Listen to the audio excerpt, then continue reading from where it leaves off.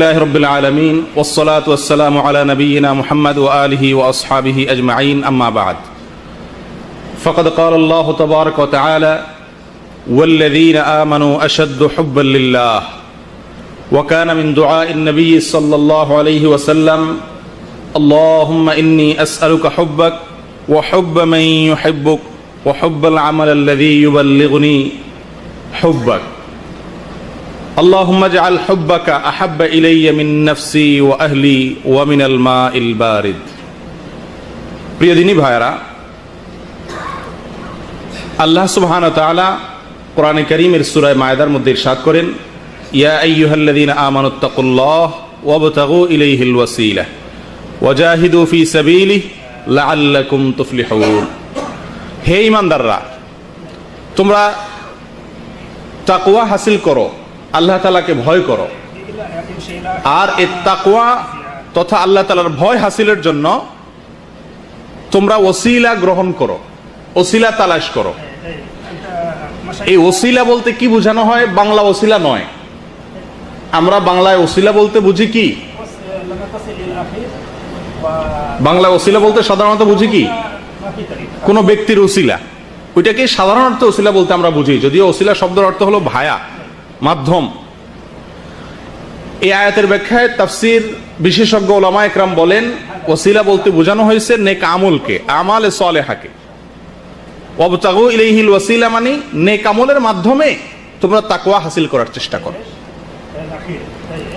আমরা সবাই মুত্তাকি হইতে চাই না ভাই ইচ্ছা আছে তো সবাই কোরআনে কারীমের শুরুতেই আল্লাহ তাআলা বলে রেখেছেন যে এই কোরআন হুদাল লিল মুত্তাকিন এই কোরআনটা কি হুদাল লিল মুত্তাকিন মুত্তাকিদেরকে পথ দেখাবে কোরআন যদি আপনাকে পথ দেখাবে এটা আপনি চান তাহলে আপনাকে মুত্তাকি হতে হবে কি হতে হবে আলহামদুলিল্লাহ আমরা সবাই মুমিন আমরা সবাই মুসলিম আলহামদুলিল্লাহ কিন্তু সবাই কি নই পরিপূর্ণ মুত্তাকি নই মুত্তাকিও হয়তো মুত্তাকিরও অনেকগুলো স্তর আছে তাফসীরে বাইজাবিতে এই আয়াতের ব্যাখ্যায় তাকওয়ার তিনটা স্তর উল্লেখ করা হয়েছে তো মুত্তাকি বলা হয় ওই ব্যক্তিকে যে ব্যক্তি আল্লাহর ভয়ে হারাম কাজসমূহ থেকে বেঁচে থাকে আল্লাহর নির্দেশসমূহকে ফলো করে চলে কার ভয়ে আল্লাহর ভয়ে তাকে কি বলে মুত্তাকি এই তাকওয়া অর্জন করা এটা প্রত্যেক ঈমানদারের জন্য জরুরি কারণ জান্নাতে যাওয়ার জন্য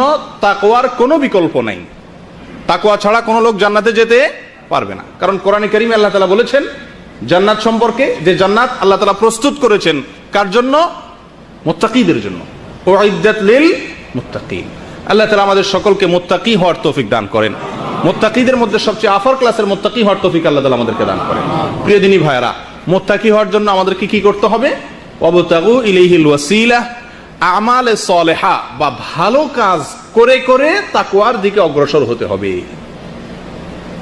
আল্লাহ সুবহানাহু ওয়া তাআলা আয়াতের শেষের দিকে বলেন ওয়াজাহিদু ফি সাবিলি আল্লাহর পথে আল্লাহর রাহে ইবাদতের পথে মুজাহাদা করো সাধনা করো কষ্ট করো তাহলে কি হবে তোমরা সফল কাম হতে পারবে প্রিয় দিনী ভাইরা অতএব আমল এবং ইবাদতের মাধ্যমে আল্লাহ তাআলার তাকওয়া আল্লাহ তাআলার ভয় আমাদের অন্তরে হাসিল করার চেষ্টা করতে হবে ঠিক কি না আল্লাহ সুবহানাহু ওয়া তাআলা আমাদেরকে অনেক নির্দেশ করেছেন অনেক কাজ থেকে নিষেধ করেছেন আল্লাহ নির্দেশিত বিষয় বহু আবার নিষিদ্ধ বস্তুগুলো অনেক তার ভিতরে বিশেষ কিছু কাজ আছে আল্লাহ তাআলার কাছে একটু বেশি প্রিয় বিশেষ কিছু কাজ আছে যে কাজগুলো আল্লাহ তাআলার কাছে একটু বেশি পছন্দের সব আমলই আল্লাহ তাআলা নেক আমল সবগুলোই আল্লাহ তাআলা করতে বলেছেন তবে কিছু কিছু নেক আমল আছে যেই নেক আমলগুলো আল্লাহ তাআলার কাছে একটু বিশেষ পছন্দের কোরআনে কারীমে আল্লাহ সুবহানাহু ওয়া তাআলা বলেন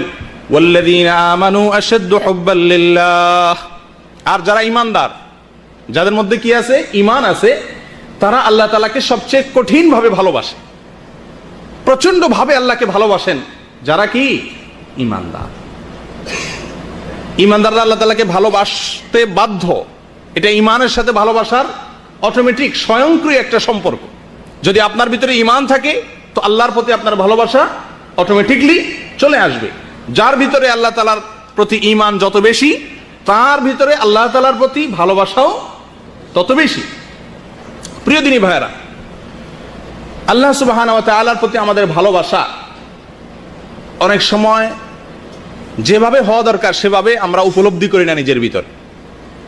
আমরা স্ত্রীর ভালোবাসা অন্তরে আছে, এটা কাউকে বুঝেই বলতে হয় না। এটা আমার আচার আচরণ কাজকর্ম দেখলেই বোঝা যায়, ঠিক না? আমার সন্তানকে, আমার বাবা মাকে আমি ভালোবাসি, এটা ওয়াজ করে বোঝানো লাগে না। তাদেরকে ভালোবাসা দরকার, এই জিনিসটা কেউ আজ পর্যন্ত শুনছেন যে স্ত্রী, সন্তান, সন্ততি, মা বাবার ভালোবাসা জরুরি, এই কথা ওয়াজ করে কাউকে বুঝাইতে হয়েছে শুনছেন কোনোদিন? স্বয়ংক্রিয়ভাবে কি আছে? মানুষের অন্তরে ভালোবাসা চলে আসে। কিন্তু আফসোসের বিষয়, আল্লাহ সুবহানাহু ওয়া তাআলার প্রতি বান্দার যে ভালোবাসা হওয়া দরকার, সেই ভালোবাসাটা যে মাত্রায় হওয়া দরকার সে মাত্রায় আমাদের কারোর ভিতরেই থাকে না বা নেই। এটা বুঝিয়ে বলতে হয়।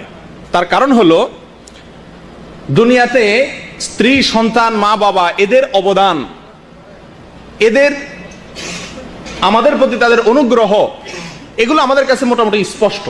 যার কারণে খুব একটা বলতে হয় না, বুঝিয়ে বলতে হয় না কেন তাদেরকে ভালোবাসতে হবে।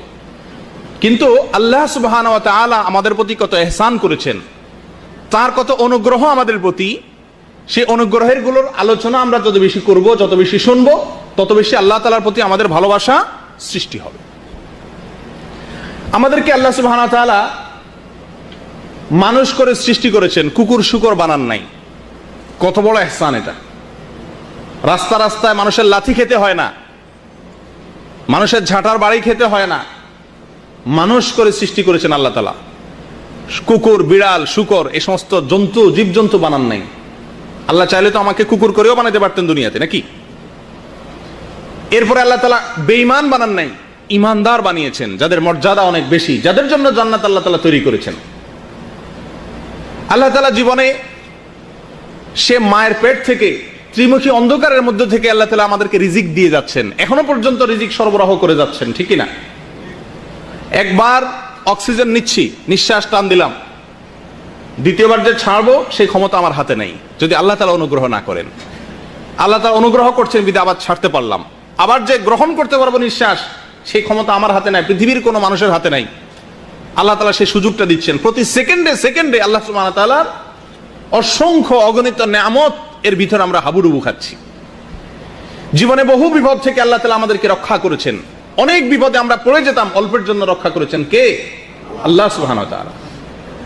অনেক বিপদে ফেলে, পরীক্ষা করে, ধৈর্য ধারণের মাধ্যমে উন্নত, উচ্চ মর্যাদা, এ গ্রেডের জিপিএ 5 ক্লাসের ইমানদার হওয়ার সুযোগ করে দিয়েছেন।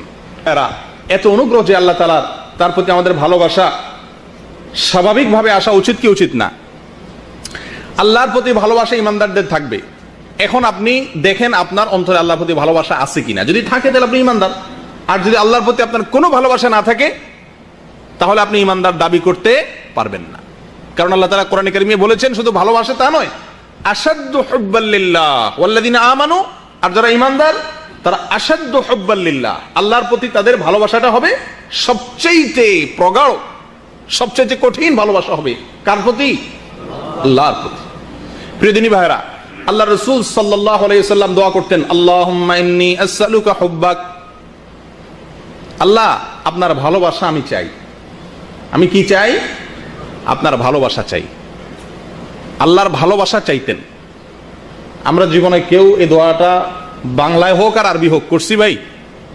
আল্লাহর কাছে এই জিনিসটা চাইছেন কেউ? ওমরা তো বহু করছেন যে আল্লাহ আপনার ভালোবাসাটা চাই, আপনার ভালোবাসা যেন আমার অন্তরে সৃষ্টি হয়ে যায়, এই জিনিসটা চাইছেন কেউ? ইমানের সঙ্গে যেটা সম্পর্ক, মহব্বতের মাধ্যমে অনেক কঠিন কাজ, আপনি যাকে ভালোবাসবেন তার জন্য অনেক কঠিন কাজ করা কি হয়ে যায়? সহজ হয়ে যায়, ঠিক কি না? আল্লাহ তাআলার প্রতি যদি আমাদের ভালোবাসা প্রগাঢ় হয়, তাহলে আল্লাহর নির্দেশগুলো মানাও আমাদের জন্য কি হবে? সহজ হয়ে যাবে। প্রিয় দিনী ভাইরা, এই জন্য আল্লাহ রাসূল সাল্লাল্লাহু আলাইহি ওয়াসাল্লাম আল্লাহর কাছে আল্লাহর ভালোবাসা চাইতেন। আমরাও চাইবো, আল্লাহুম্মা ইন্নী আসআলুকা হুব্বাক। বলেন আমার সাথে, আল্লাহুম্মা ইন্নী আসআলুকা হুব্বাক। অর্থাৎ, হে আল্লাহ, আমরা আপনার কাছে আপনার ভালোবাসা চাই। আপনার কাছে কি চাই? একটু ব্যতিক্রম দোয়া।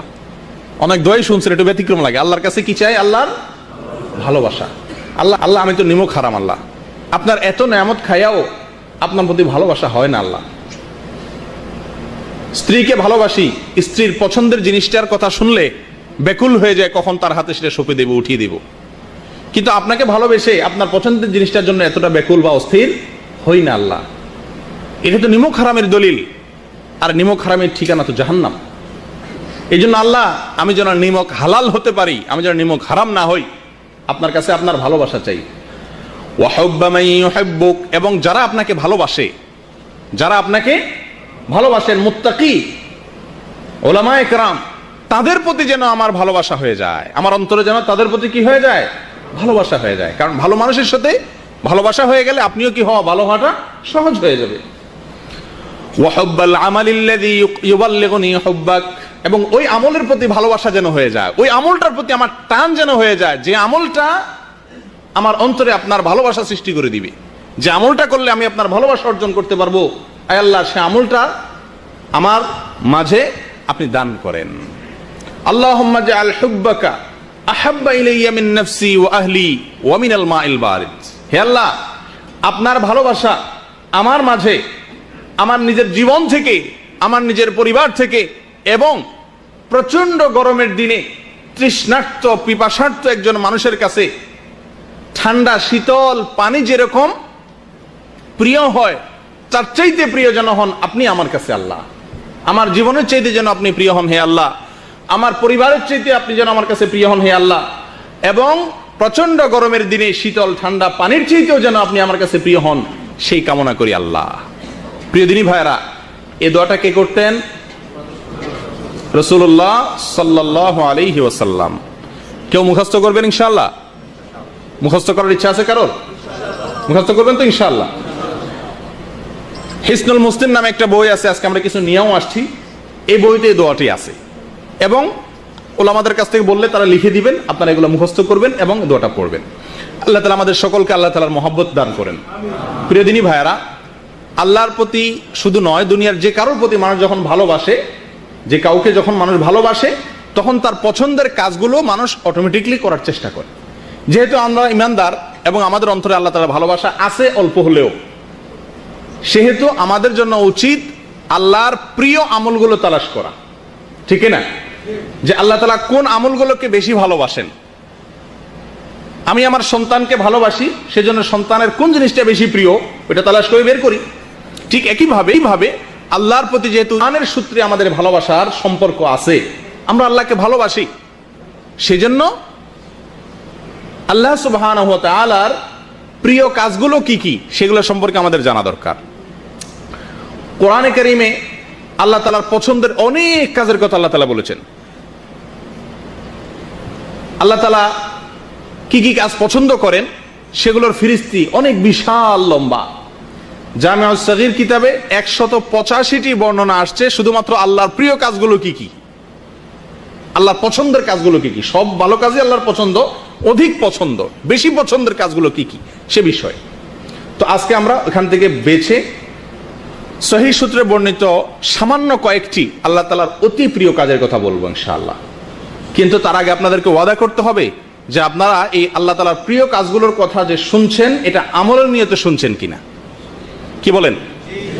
আল্লাহ তাআলার প্রিয় কাজ কি সেটা জানার পরে আমল করবেন তো ইনশাআল্লাহ। আল্লাহ তাআলা আমাদের সকলকে আমলের তৌফিক দান করেন। প্রিয় দিনী ভাইরা, আল্লাহ তাআলার প্রিয় এবং সবচেয়ে পছন্দের কাজগুলো বলার আগে একটি কথা বলে রাখি, সেটা হলো আল্লাহ তাআলার এই প্রিয় কাজগুলো আমরা করব। কেন করব? ওই যে বললাম, আপনাকে এক কাপ চাও যদি জীবনে কেউ খাওয়ায় থাকে, তার প্রতি আপনার একটা ভালোবাসা হয়ে যায় না? লোকটা একটু ভালো লাগে যে লোকটা আমাকে কি খাওয়াইছে, চা খাওয়াইছে। আর যে আল্লাহ সুবহানাহু ওয়া তাআলা মায়ের গর্ভে আসা থেকে নিয়ে মৃত্যু পর্যন্ত অগণিত নেয়ামত দিয়ে আমাকে ডুবিয়ে রেখেছেন, তার নেয়ামতের অনুগ্রহের ভিতরে আমাকে ডুবিয়ে রেখেছেন, আমি ডুবন্ত আল্লাহর নেয়ামতের ভিতরে, তার প্রতি আমার ভালোবাসা কত বেশি হওয়া দরকার। অতএব আল্লাহর এই ভালোবাসার তাগিদে তার প্রিয় যে কাজগুলো, ভালোবাসার সম্পর্ক যেহেতু আল্লাহর সঙ্গে আছে ইমানের সূত্রে, সেজন্য তার প্রিয় কাজগুলো যে আমরা করব, তার আগে জেনে রাখি যে কোনো নেক আমল করব তার জন্য 4টা শর্ত আছে। কয়টা শর্ত আছে ভাই? 4টা শর্ত আছে। অর্থাৎ নেক আমলের আগে এই 4টা জিনিসকে লক্ষ্য করব, তাহলে ইনশাআল্লাহ আমার ওই নেক আমলটা আমার উপকারে আসবে। আর না হলে আমি আমল করব কিন্তু কোনো কাজে আসবে না। 1 নম্বর ইখলাস। 1 নম্বর কি থাকতে হবে ভাই? ইখলাস বলতে ওই কাজটি শুধুমাত্র কার উদ্দেশ্যে করব? আল্লাহ সুবহানাহু ওয়া তাআলার উদ্দেশ্যে করব। দ্বিতীয়ত হলো নিয়ত। কি থাকতে হবে ভাই? ইখলাস এক জিনিস, নিয়ত কিন্তু আরেক জিনিস। ইখলাস এক জিনিস আর নিয়ত আরেক জিনিস। ইখলাস হলো শুধুমাত্র আল্লাহর সন্তুষ্টির উদ্দেশ্যে করা, আর নিয়তের কতগুলো স্তর আছে। নিয়তের প্রাথমিকভাবে দুটি স্তর আছে।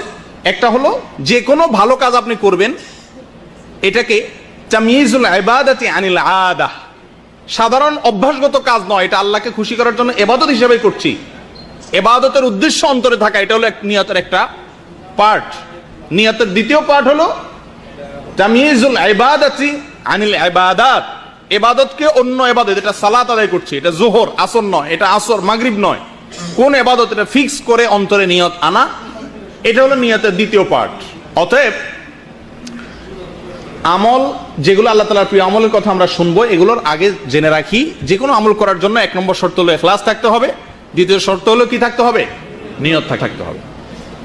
তিন নম্বর শর্ত হলো যে আমলটা করব সেটা রাসূলুল্লাহ সাল্লাল্লাহু আলাইহি সাল্লামের বাতানো এবং সঠিক পদ্ধতি অনুযায়ী হতে হবে। চার নম্বর শর্ত হলো যে আমলটা আমরা করব সে আমলটা যাতে নষ্ট হয়ে না যায়, এমন কোনো কাজ করব না যে কাজের মাধ্যমে আমল কি হয়ে যায়? নষ্ট হয়ে যায়। কিছু মন্দ কাজ আছে যে মন্দ কাজগুলো করলে মানুষের আমল কি হয়ে যায়? নষ্ট হয়ে যায়। সে মন্দ কাজগুলো আমরা কি করব না। আল্লাহ তাআলা আমাদের সকলকে এই চারটি শর্তকে পুরা করে তারপরে নেক আমল করার তৌফিক দান করেন। প্রিয় দিনী ভাইরা, চলে আসি এবার আল্লাহ তাআলার সবচেয়ে প্রিয় আমলগুলো কি কি, তার ভিতরে সর্বপ্রথম মুসনাদে আবু ইয়ালা বর্ণিত একটা হাদিস, যেটাকে আল্লামা আলবানী হাসান বলেছেন। সেই হাদিসটির মাধ্যমে আমরা তিনটি আল্লাহ তাআলার প্রিয় কাজের সন্ধান পাই, খবর পাই। রাসূলুল্লাহ সাল্লাল্লাহু আলাইহি ওয়াসাল্লাম ইরশাদ করেছেন, আহাব্বুল আমালি ইলাল্লাহ ঈমানুম বিল্লাহ সুম্মা সিলাতুর রাহম সুম্মা আল আমরু বিল মা'রুফ ওয়ান নাহয়ু আনিল মুনকার। অর্থাৎ আল্লাহ তাআলার কাছে সবচেয়ে প্রিয় আমল হলো তাওহীদ, আল্লাহর প্রতি ঈমান আনা। সবচেয়ে প্রিয় আমল কি ভাই? আল্লাহর প্রতি ঈমান আনা। দ্বিতীয় প্রিয় আমল হলো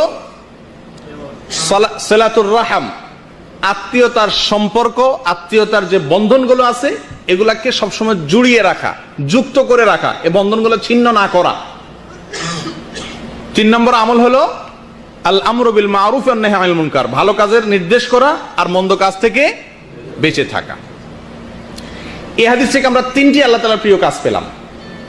ঈমান আল্লাহ তাআলার সবচেয়ে প্রিয় কাজ, ঈমানের চাইতে প্রিয় কোনো কাজ আল্লাহর কাছে নাই। অতএব আমাদের সবাইকে লক্ষ্য করতে হবে আমার ঈমানের ভিতরে কোনো ধরনের ঘাপলা আছে কিনা, আমার ঈমানের সঙ্গে শিরক আছে কিনা, কোনো কারণে আমার ঈমান নষ্ট হয়ে যাচ্ছে কিনা, ধ্বংস হয়ে যাচ্ছে কিনা, এই জিনিসগুলো আমাদেরকে খেয়াল রাখতে হবে।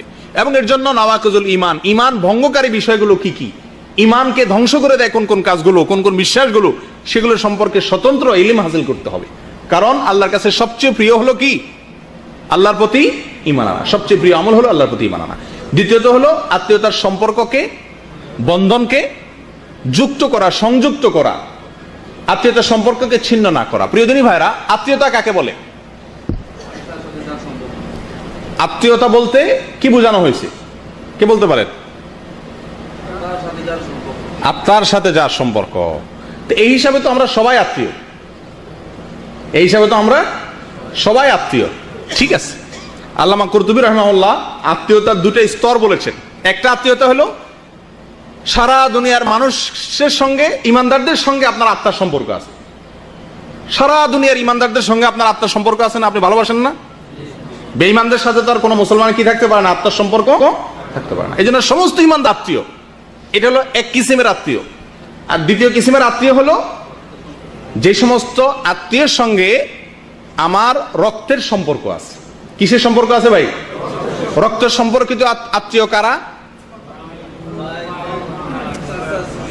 রক্ত সম্পর্কীয় আত্মীয় হলো বাবা এবং মা।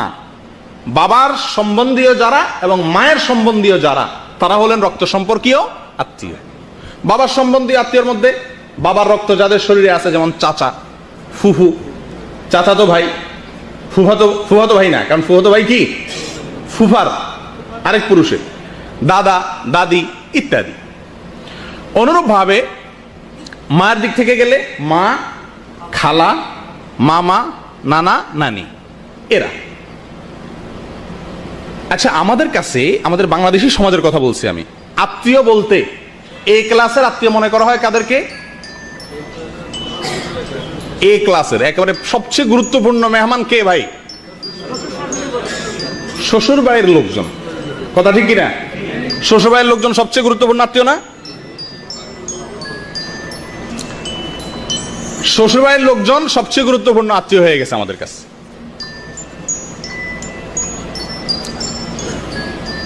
তো এরা কি আত্মীয়তার যে দুইটা সংজ্ঞা বলা হয়েছে এর ভিতরে পড়ে? আত্মীয়, ওইটাকে আত্মীয় বলা হয়। সেহরি সম্পর্কে আত্মীয় বলা হয় ফেকার ভাষায়, অর্থাৎ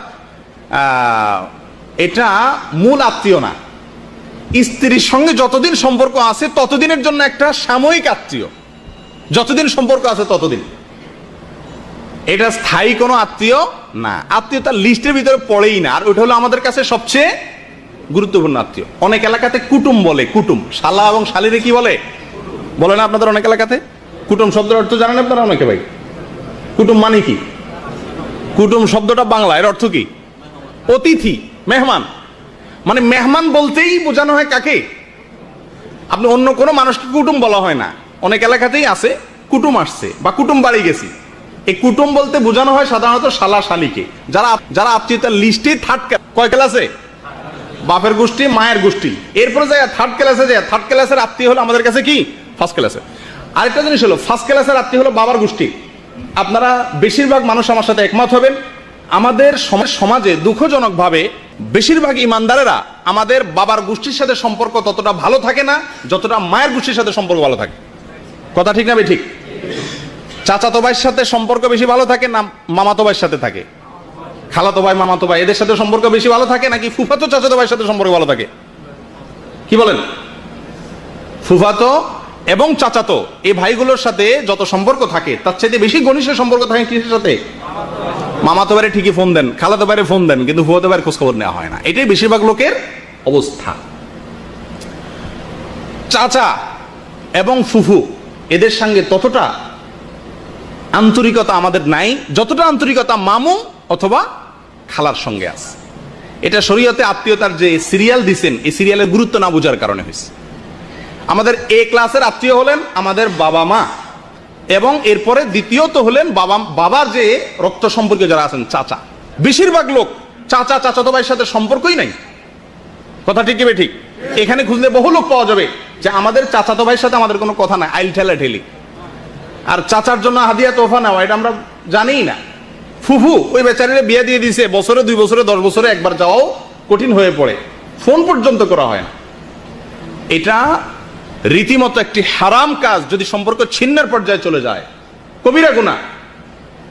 জেনে রাখবেন, কোরআনে কারিমে আল্লাহ সুবহানাহু ওয়া তাআলা যেই অপরাধের শাস্তি হিসাবে ইরশাদ করেছেন যে আল্লাহ তাআলা আমাদেরকে অন্ধ করে দিবেন, বধির করে দিবেন,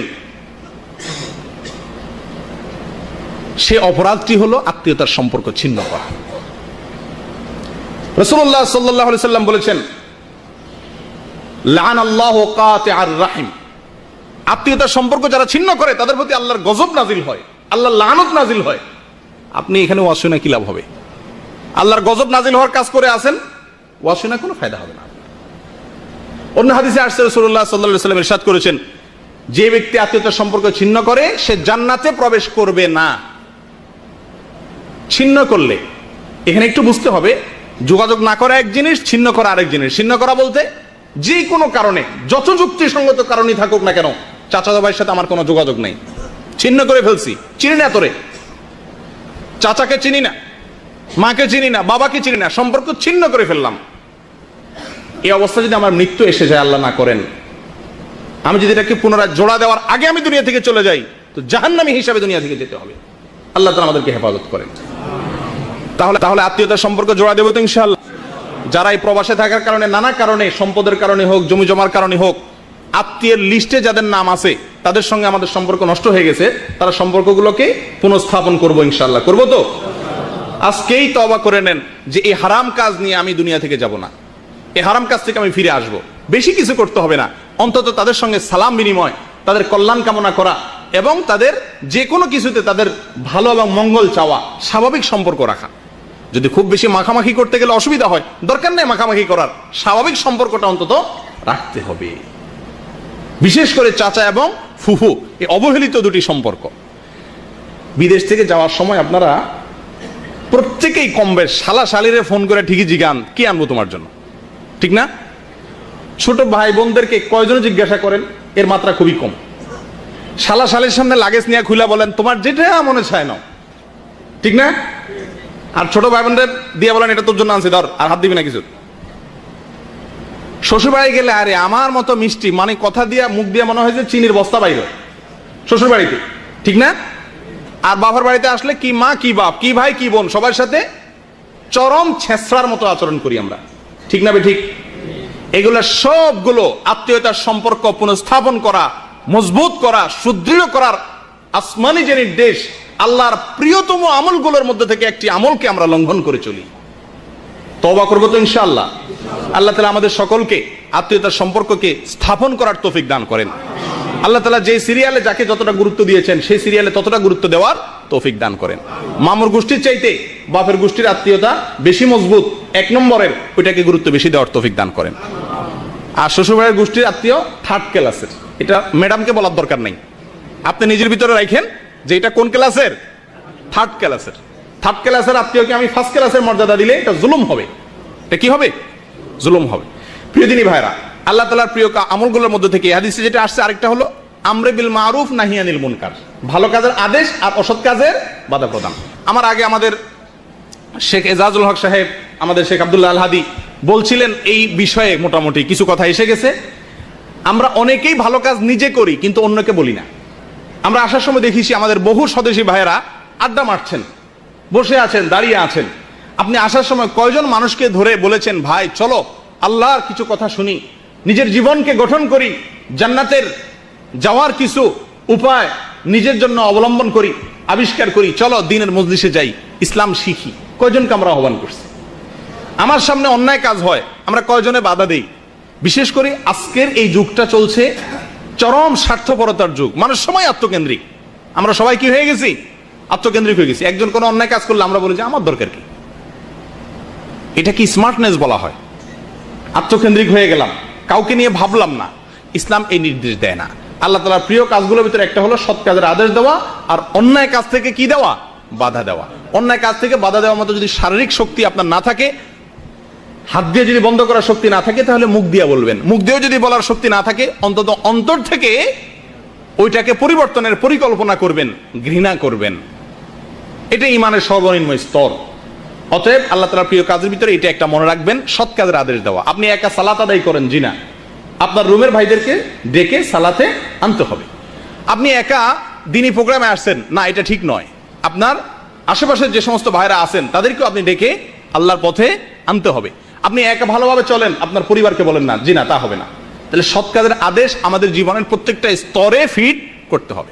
এখানে যদি কেউ আপনাকে বলে, কেউ যদি আপনাকে ভালো কাজের কথা বলতে গেলে, আমাদের কিছু অ্যালার্জি আছে আমাদের দেশি ভাইদের, আপনি যদি একটা মানুষকে বলেন ভাই এই গুনার কাজটা করিও না, তো সঙ্গে সঙ্গে আপনার প্রতি একটা আক্রমণ ছুড়ে দিবে। কি বলবে? যে আরে কবে ফেরেশতা হয়ে গেছো মিয়া, নিজের চরকা তেল দাও, এই কথাগুলো বলবে না? তখন আপনি কি বলবেন? আপনার কি জবাব হবে তখন?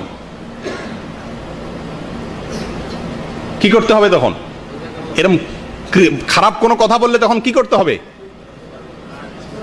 ধৈর্য ধারণ করতে হবে। কি করতে হবে ভাই? এই জন্য উলামা একরাম লিখেছেন এই আয়াতের ব্যাখ্যায়, তিনটা কাজ করা দরকার সৎ কাজের আদেশ আর অসৎ কাজের বাধা প্রদানের জন্য। কয়টা কাজ করা দরকার? তিনটা। মনে রাখবেন তো। নাম্বার 1, ইলম হাসিল করা। কি করতে হবে? সৎ কাজের আদেশ অসৎ কাজের বাধা প্রদানের আগে এই কাজটা করতে হবে। আপনি যেই কাজের নির্দেশ করবেন ওই কাজটা সম্পর্কে আপনার নিজের আগে কি থাকতে হবে? ধারণা থাকতে হবে। আপনি জানেন না, আন্ধাধুন্ধা ভাবে মানুষকে বলা শুরু করছেন ইসলামের কথা, অনেকেই করে, কিন্তু যেটা বলছেন যেটুকু জানেন ওইটুকু বলবেন, যেটা জানবেন না ওইটা বলতে যাবেন না, ধারণা করে কোনো কিছু বলতে যাবেন না।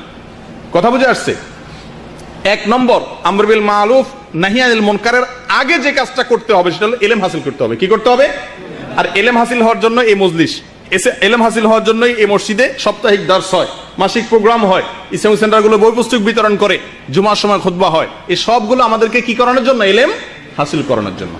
ইলম হাসিল করতে হবে আগে। আর যখন আমর বিল মারুফ নাহি আনিল মুনকার করবেন, ঠিক ওই মুহূর্তে একটা জিনিস লাগবে, সেটা হলো কি? নম্রতা। আপনি কাউকে যখন ভালো কাজের নির্দেশ করবেন, দাওয়াত দিবেন, তখন আপনার ভিতরে কি থাকতে হবে? আমরা অনেকেই কিন্তু ভালো কাজের কথা বলি, কিন্তু বলার ভাষাটা এমন সিরিয়াস হয় যে আল্লাহর বান্দারে বলবো, সে কিসের কবুল টবুল করবে, উল্টে আরো বিগড়ে যায়। ঠিক না? এই বেটা নামাজ পড়স না, ইমান নাই, বেঈমান।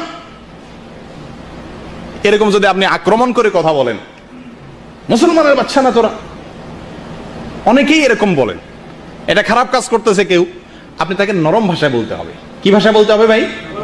আল্লাহ তাআলা হযরত মুসা আলাইহিস সালাম এবং তার ভাই হারুন আলাইহিস সালামকে নির্দেশ দিচ্ছেন, তোমরা যখন ফেরাউনের কাছে যাবে দাওয়াত নিয়ে, ফেরাউনের মতো খারাপ মানুষ তার এখন নাই, তার মতো মানুষের কাছে যাবে, ফাকুলা লাহু কাওলাল লাইয়িনা, নরম ভাষায় কথা বলবে। আপনি যদি আল্লাহর দ্বীনের কথা, সত্যের কথা, সৎ কাজের আদেশ করতে চান, সবাই করতে চান তো, কারণ আল্লাহর প্রিয় কাজ, এটা করতেই হবে আমাদের। করতে হলে আপনাকে আগে ইলম শিখতে হবে, আর যখন করেন তখন আপনার ভিতরে নম্রতা থাকতে হবে। কি থাকতে হবে? একটা লোক আপনার অধীনস্থ, আপনি অনেক বড় অফিসার, তারপরে ওই লোকটাকেও দাওয়াত দেওয়ার সময় কি থাকতে হবে?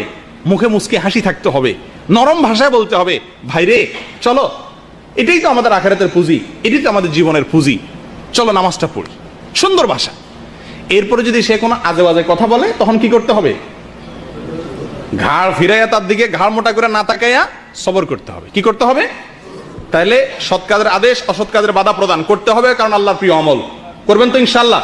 এখন থেকে রুমে কোনো অন্যায় কাজ দেখেন বলবেন, কোনো কাজ জায়গায় কোনো অন্যায় কাজ দেখেন বলবেন, স্বার্থপর হবেন না, আত্মকেন্দ্রিক হবেন না।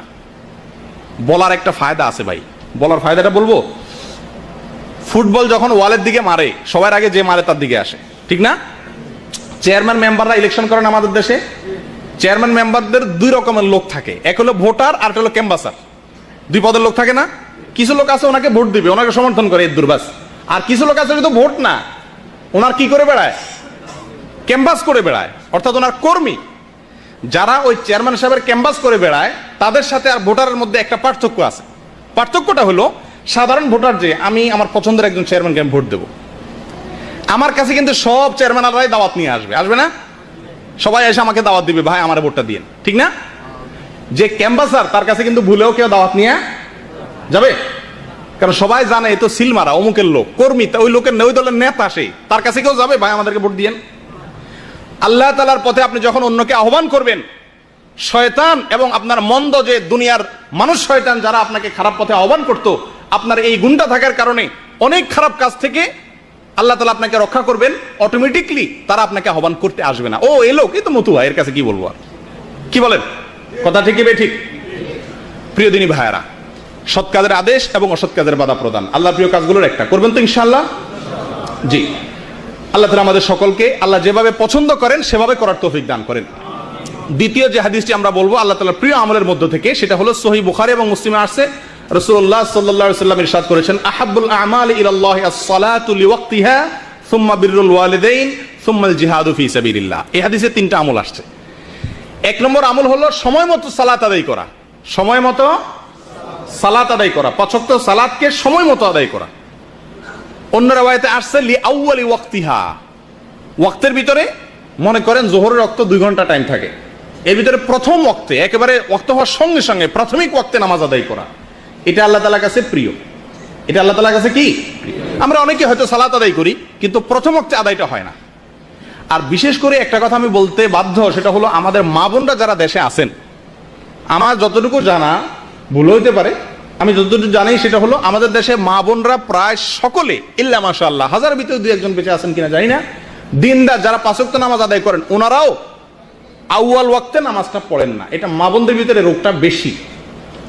ওই মনে করেন বাসা বাড়ির কাজ, রান্না বাড়ার কাজ, বাচ্চা কাচ্চা আছে, এগুলো সব সাইরা জামা কাপড় ধুইয়া, গা গোসল ধুইয়া তারপরে কি করবে? জোহর পড়বে। জোহর পড়তে দেখা যায় আসর আজানের কাছাকাছি হয়ে যায়। এই অবস্থা আপনাদের বাসা বাড়িতে হয় কিনা জানি না, আমার বাসা বাড়িতে হয়। বহু বলতে হয়েছে আমার আত্মীয় স্বজনদেরকে, মা বোনদেরকে, আপনাদের বাসা এরকম হয় না? বিশেষ করে মহিলাদের মধ্যে এই রোগটা আমাদের দেশে অনেক বেশি, যে আউয়াল ওয়াক্তে নামাজ পড়া মহিলা খুঁজে পাওয়া খুব দুষ্কর হয়ে যায়। তাদেরকে শিখাবেন, আপনার কাজের মাঝখানে যদি আজান হয়ে যায়, সব কাজ রেখে চুলা কমিয়ে দিয়ে অজু করে আগে নামাজটা পড়ে নেন। তাদের ভিতরে একটা ওয়াসওয়াসার ব্যারাম, সেটা হলো যে না, গোসল না করে নামাজ পড়বো না। তো গোসল কাজ আগে শেষ করতে হয়, কাজ শেষ করে গোসল করতে করতে দেখা যায় 3টা বেজে যায়, জোহর নামাজ আদায় করা হয়ে ওঠে না।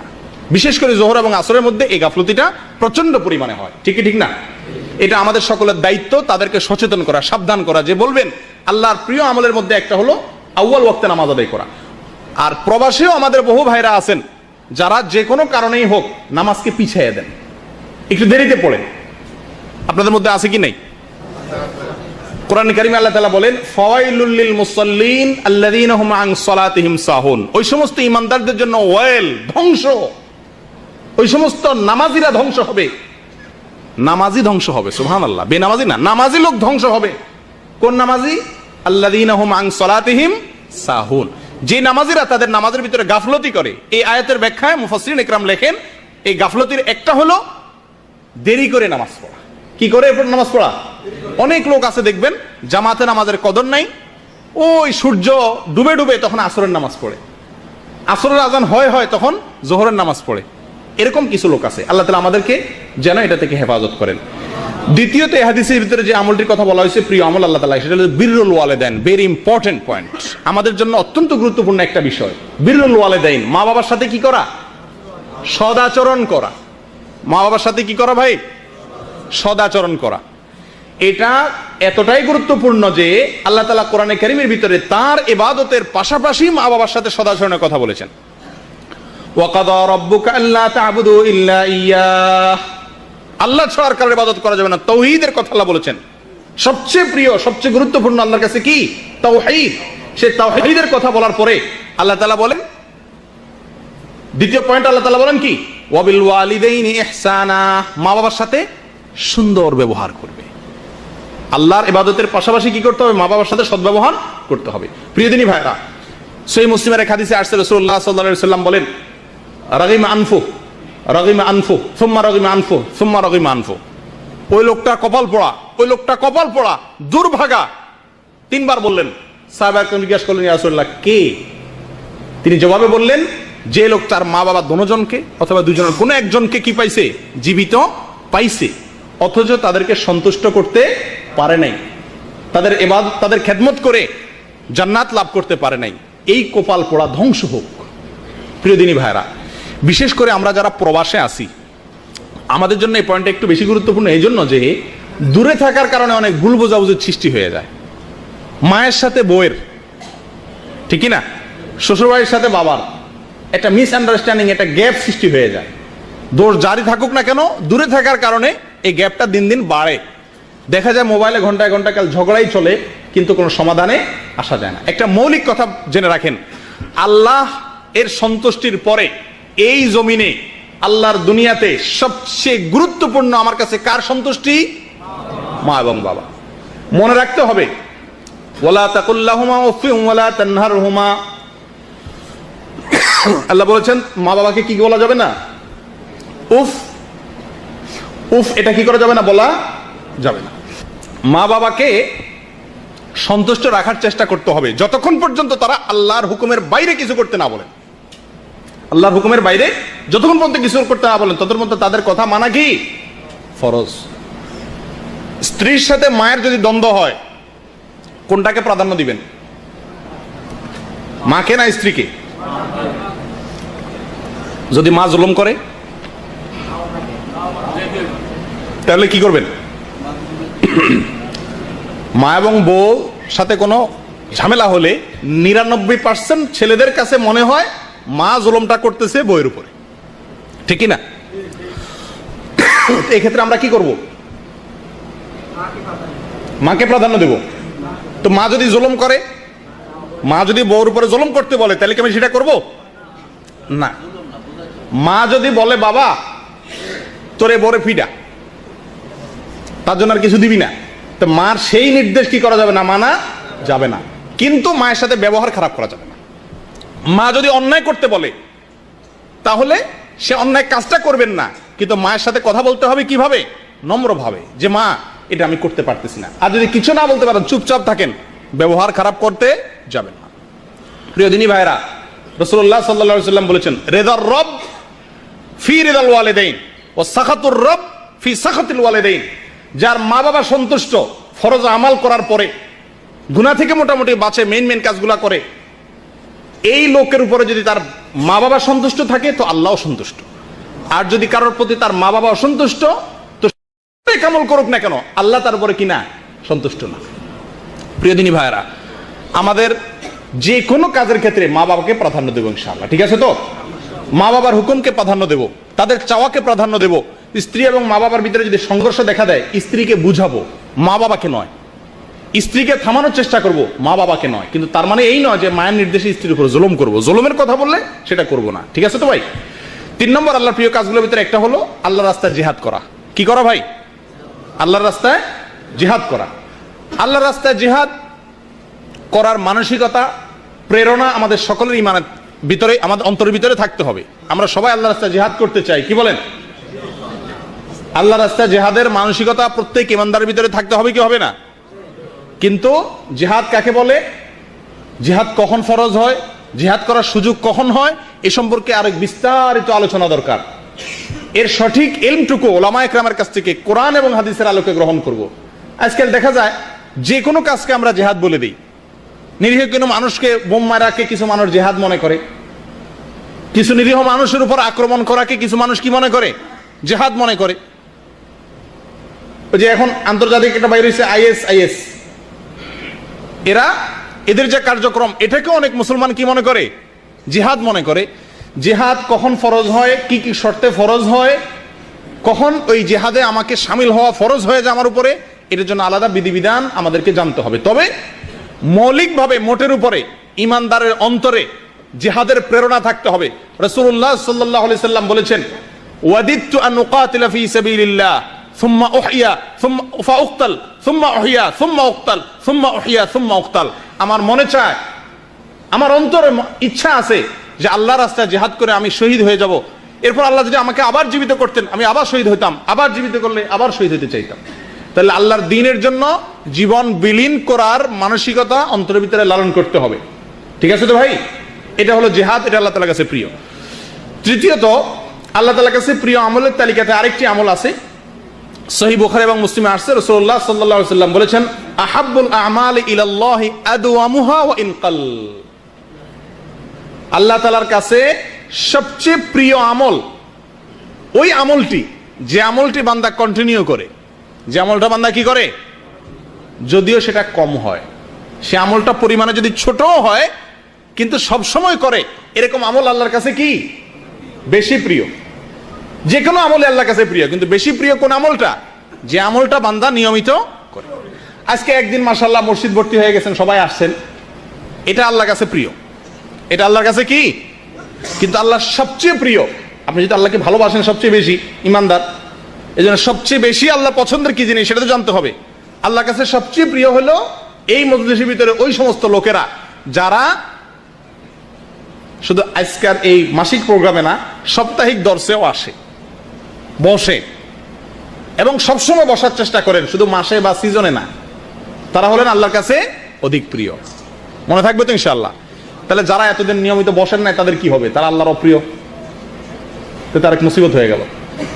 যারা সবসময় সাপ্তাহিক দর্শে বসেন না, তাহলে এই হাদিসের আলোকে তারা নিয়মিত আমল করেন না, এই যে 1 মাস পরে একবার করলেন, তাহলে তাদের কি হবে? কি বলেন, কি করা যায়? এই লোকগুলোর রক্ষা করা যায় কিভাবে? কোনো বুদ্ধি আছে? কি আছে? জি মাশাআল্লাহ, এই তো, এটাই তো সমাধান। যে আজকে থেকে নিয়ত করা যে দিনই কাজে অল্প সময় হলো আমি দেব। আমার 1 ঘন্টা বসার সময় হয় না, ঠিক আছে, 5 মিনিট বসবো, 10 মিনিট বসবো, একটা কথা শুনবো, হাজিরা দেব। এটুকু করা যায় কি যায় না? আল্লাহর কাছে সবচেয়ে প্রিয় আমল এর মধ্যে থেকে একটা হলো যে আমলটা বান্দা কন্টিনিউ করে। একসাথে 10,000 টাকা দিয়ে দিলেন আল্লাহর রাস্তায়, এটা আল্লাহর কাছে প্রিয়। কিন্তু তার চাইতে প্রিয় হলো সব সময় আপনি কি করেন, অল্প বেশ করে আল্লাহর রাস্তায় দান করেন। কথা বুঝে আসছে ভাই? একজন লোক রমজান আসলে মাশাআল্লাহ, এই সামনে রমজান আসতেছে না, কোরআন খতম করবে। অনেক লোকের ভিতরে, আমাদের ভিতরে মাশাআল্লাহ এই ভালো ইচ্ছা আছে, আমরা কোরআনটাকে রমজান মাসে কি করতে চাই, তেলাওয়াত করে খতম করতে চাই। রমজান মাসে কোরআনকে কি করি আমরা, তেলাওয়াত করে শেষ করতে চায় যে পুরা কোরআন আমরা রমজানে তেলাওয়াত করবো। বেশিরভাগ লোকের ভিতরে এই প্রেরণাটা আছে না আমাদের দেশে, আলহামদুলিল্লাহ। এটা ভালো, এই প্রেরণাটা কি ভালো। তো এর চাইতে ভালো প্রেরণা হলো কি, খতম আমি রমজানে করতে পারবো না ভাই, তবে রমজান এবং রমজানের বাইরে সব সময় 10 আয়াত করে হলেও পড়ব। একেবারে এক রমজানে 30 পারা পড়লাম আর 11 মাসে 1 পারাও পড়লাম না, হয় না এরকম। এটা আল্লাহর কাছে প্রিয় হলেও অধিক প্রিয় না। অধিক প্রিয় হলেও আপনি 12 মাস ওটাকে ধরে রাখবেন অল্প অল্প করে হলেও। কথাটা কি বোঝা গেছে ভাই? তাহলে কি নিয়ত করা যায় যে আমরা যে আমলগুলো করি ওইগুলোকে কন্টিনিউ নিয়মিত করার চেষ্টা করবো ইনশাআল্লাহ। এটাও এরাদা করা যায় কি যায় না? এই কথাগুলো কানসুক করার জন্য বলা নয়। প্রিয় দিনী ভাইরা, আমি নিজেকে এবং আমাদের সকলকে আমরা সম্বোধন করে বলছি এই কথাগুলো, যাতে আল্লাহর এই প্রিয় আমলগুলো বেছে বেছে আমরা দেশে যাওয়ার আগে যেরকম ছেলের পছন্দের, মেয়ের পছন্দের, বইয়ের পছন্দের, মায়ের পছন্দের জিনিসগুলো কিনি, আল্লাহর পছন্দের জিনিসগুলো আজকে আপনাদের সামনে পেড়ে যাচ্ছি, এটাকে আমলে আনতে হবে। করবেন তো ইনশাআল্লাহ? এবার সাপ্তাহিক দর্শে কতজন মানুষ হয় দেখা যাবে, তাহলে ইনশাআল্লাহর মর্ম তখন বোঝা যাবে ইনশাআল্লাহ। জি, চতুর্থত যে হাদিসটি বলতে চাই সেটা হলো আল্লাহর প্রিয় আমলগুলোর মধ্যে থেকে একটা হলো অধিক হারে জিকির করা। অধিক পরিমাণে কি করা ভাই? জিকির করা। এক্ষেত্রে তাবরানির একটি হাদিস আসছে, রাসূলুল্লাহ সাল্লাল্লাহু আলাইহি সাল্লাম বলেছেন, আহাব্বুল আমালি ইলাল্লাহি আন তামুতা ওয়া লিসানুকা রাতাবুম মিন যিকরিল্লাহ। আল্লাহর কাছে সবচেয়ে প্রিয় আমল হলো এই যে তুমি যখন মৃত্যুবরণ করবে তখনও তোমার ঠোঁট তাজা থাকবে আল্লাহর জিকিরে। তোমার ঠোঁট তাজা থাকবে আল্লাহর জিকিরে। সুবহানাল্লাহ, কঠিন কাজ। এটা কিভাবে সম্ভব? দুনিয়াতে জিকির করা সম্ভব, কিন্তু মরার সময় আমার ঠোঁট তাজা থাকবে জিকির করতে, এই গ্যারান্টি আমি কিভাবে দেব? কি ভাই, এই আমলটা কেমনে করা যায়? এটা বুদ্ধি দেন। আমলটা বুঝছেন তো? মারা যাবেন যখন, আপনার যখন রূহ বের হবে ওই মুহূর্তে আপনার ঠোঁটে জিকির থাকবে। এটি আল্লাহর কাছে সবচেয়ে প্রিয়। যে বান্দা মারা যাবে তখনও আল্লাহ তার ঠোঁটে জিকির থাকবে, আল্লাহর কাছে সবচেয়ে প্রিয়। এখন আল্লাহর এই প্রিয় কাজটি কিভাবে করবেন? মারা যাওয়ার সময় আমরা মুখের ঠোঁটে জিকির আসবে, এটা কিভাবে আমি আনতে পারি? জি জি জি, মাশাআল্লাহ। আমি এটাকে সারা জীবন যদি জিকিরকে আমার জীবনের অংশ বানিয়ে নেই, তো মৃত্যুর সময় অটোমেটিক আমার মুখ থেকে কি আসবে? জিকির আসবে। প্রিয় দিনী ভাইয়েরা, আমরা শুইলে স্বপ্নে দেখি অনেক সময়, না? কি স্বপ্নে দেখি? মানুষের স্বপ্নের বেশিরভাগ স্বপ্ন দেখে সেই জিনিসগুলো যেগুলো মানুষ স্বপ্নের বাইরে, ঘুমের বাইরে মানুষ কি করে? কল্পনা জল্পনা করে। কথা বুঝে আসছে? আপনি আপনার কাজকে যতবার স্বপ্নে দেখছেন, দেশের প্রেসিডেন্ট হয়েছেন, সেই স্বপ্ন কি এতবার দেখছেন? মোটেও না। কারণ হলো সারাদিন যে কাজটা করা হয় শুইলে ওইটাই মানুষ দেখে। মনে রাখবেন, মৃত্যুর সময় আপনার মুখ দিয়ে সেই জিনিসটা অটোমেটিকলি আসবে যেটা আপনি সারা জীবন জপছেন। এবার আপনি নিজের হিসাব নিজে কষেন, আপনার সারাদিনের ভিতরে জিকির কি পরিমাণ হয়। জিকির সম্পর্কে একটু বিস্তারিত বলতে হয়। জিকির কাকে বলা হয়? জিকির শব্দের অর্থ হলো অন্তর দ্বারা আল্লাহকে স্মরণ করা। অন্তর দ্বারা আল্লাহকে স্মরণ করা হলো জিকিরের মূল অর্থ। কিন্তু অন্তরে যে আল্লাহকে জিকির করে, স্মরণ হয়, তার প্রমাণ প্রকাশ পায় মুখের দ্বারা। কথা বুঝে আসছে? সবচেয়ে উত্তম জিকির কি? সবচেয়ে উত্তম শ্রেষ্ঠ জিকির কোনটা? এক হাদিসে আসছে কোরআন তেলাওয়াতের কথা, অন্য হাদিসে আসছে লা ইলাহা ইল্লাল্লাহর কথা। এগুলো সবগুলাই উত্তম জিকির। আর আল্লাহ তাআলা প্রিয় আরো কিছু জিকির আছে যেগুলো আমাদের সামনে আলোচনা আসবে ইনশাআল্লাহ। তাহলে জিকির আমরা করব সব সময়, ঠিক আছে তো ইনশাআল্লাহ। কিন্তু জিকিরের ক্ষেত্রে একটু ভেজাল আছে। সেটা হলো জিকিরের ক্ষেত্রে বেশিরভাগ জিকির বলতেই বেদাতি জিকিরগুলো আমাদের সামনে ফুটে ওঠে।